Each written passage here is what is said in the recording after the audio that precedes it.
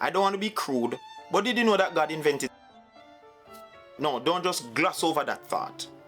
Think about it. God, when he was creating humanity, said, I'm going to create man with her and woman with her. And when they come together, you know the story, I'm not getting too graphical. But the reality is, sometimes in the world, the devil want to act like, a him of the monopoly, and he's acting like he's the big man and like, hey, I'm me invent this thing, me come up with this idea, and I'm all hip and I'm all hype, and the church does this boring church, and God does this big old great grandfather God who don't know who are going.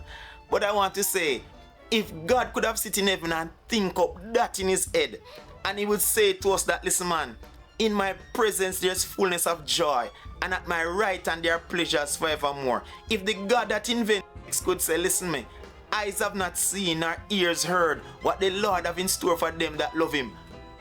Apple always talk about the next big thing. Samsung coming up with their next big thing, and sometimes their next big thing is just the same phone. Hollywood sometimes say them have a blockbuster. When you watch the movie, you just rehash things you have seen already, redone, boring, it reached nowhere. But if that man who invented X says to us that, listen, you don't even know what me have in store, me have some big thing planned. Why? I don't know about you, but me think God know what I go on. Me think him is not just a lame duck. Me know God know what I go on. And the world seems to want to act as if, listen, God not have nothing to go on, him just boring. But guess what? I can't wait that day.